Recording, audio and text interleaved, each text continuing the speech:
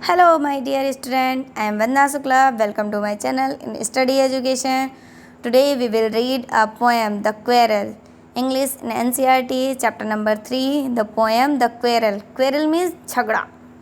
अब इस चैप्टर में झगड़े से रिलेटेड क्या बताया गया है, चलिए देख लेते हैं क्या बताया गया है इस पोएम में. Now let's be start. It is common for brothers and sister to quarrel.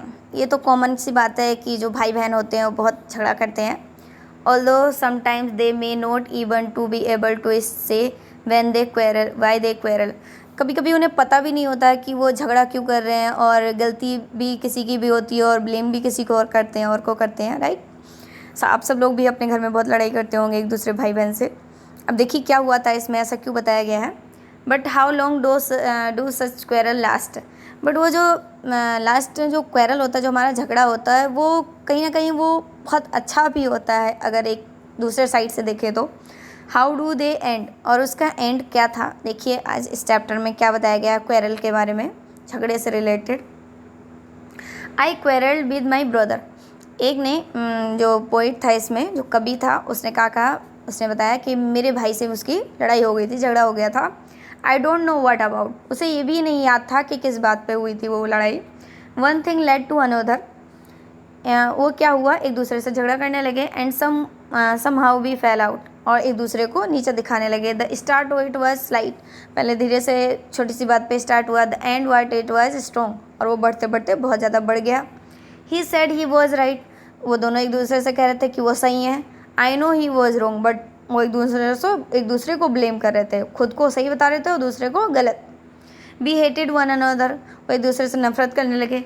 They afternoon, कुछ टाइम बाद turn black. They suddenly my brother. अचानक से मेरे भाई ने मेरे पास आके कहा. Thumped me on the back. मेरे पीछे उसने हाथ लगाया. एंड सेड, और उसने कहा, ओह कम अलोंग, इधर आओ. We can't go on all night. और मैं तुम्हारे साथ रहना चाहता हूँ, मैं तुम्हारे बिना नहीं रह सकता. I was in the wrong, मैं गलत था. So he was in the right. वो तुम सही हो और मैं गलत था. वो बड़ा भाई ऐसा बोल देता है तो छोटे भाई को भी फील होता है कि नहीं, गलती तो मेरी थी. वो तो ऐसे सॉरी बोल रहे हैं, गलती है मेरी थी, जबकि मुझे सॉरी बोलना चाहिए, बट उन्होंने सॉरी बोला मुझसे.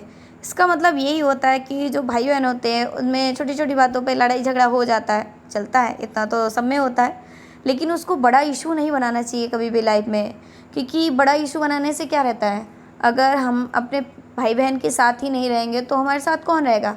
हमारी सारी हेल्प वही लोग करते हैं, हमारे लिए सब कुछ वही करते हैं.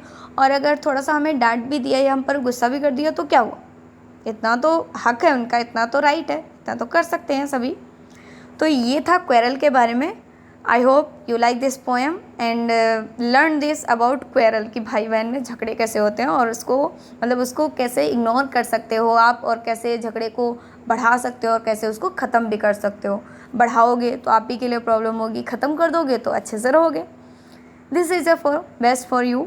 I hope you like this poem. If you like this poem, like this video and share it with your friends. Thank you so much.